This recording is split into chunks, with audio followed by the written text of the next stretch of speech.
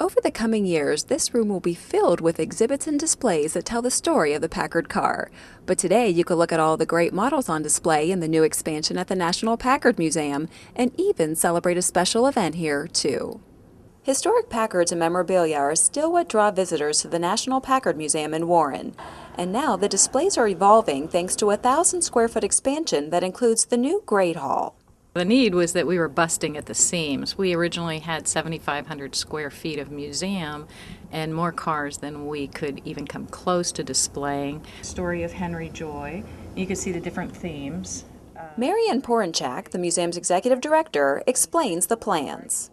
The expansion included not only this gallery, but renovation of an annex to store cars and the vault. And the vault's very important to what we do because it's a climate-controlled area where for the first time in 11 years since I've been here that everything is in a vault in an area where the temperature's not fluctuating at all. And that means the artifacts from the time the Packard was built in Warren from 1899 to 1903 will be preserved well into the future. In this gallery that we're in right now, we call it the Legacy Gallery. In the Legacy Gallery, you will have the Warren-built Packards. So everything in here has a Warren connection, including the Sterling night car that's back there that's not a Packard, but that was built here in Warren in Mrs. Packard's 41 limousine. Even though it was built in Michigan, she drove it into Warren on a regular basis. And in the continuing effort to introduce new audiences to the Packard Museum, alongside the cars of yesteryear, you can begin your tomorrow. The museum is now hosting wedding receptions and other events. In an environment like this, people can get up, they can wander around, they can talk about the cars. It's really an icebreaker, too, especially at cocktail parties, because people tend to just kind of stand around and keep to themselves, and the cars get them to open up. The exhibit gets them to talk. Porinchak says they'll continue to draw in new crowds with a new movie night thriller coming up in October, along with their annual events, including the popular motorcycle and train shows, events which fund a big portion of the nonprofit's budget, with more than 100 volunteers doing much of the work.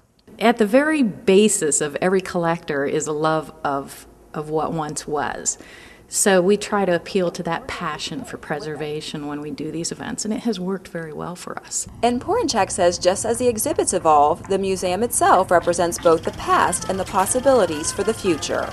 Warren was a very vital, very active city at one time. It was the capital of the Western Reserve.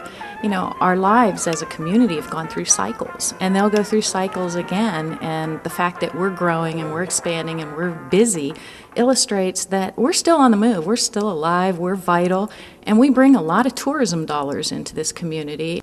With the museum ensuring the Packard legacy endures. This does appeal to people throughout the world because Packard appealed to people throughout the world. To find out more about the National Packard Museum, all of its exciting upcoming events, and rental of the Great Hall, be sure to visit packardmuseum.org. With the Regional Chamber Report, I'm Kim Gonda.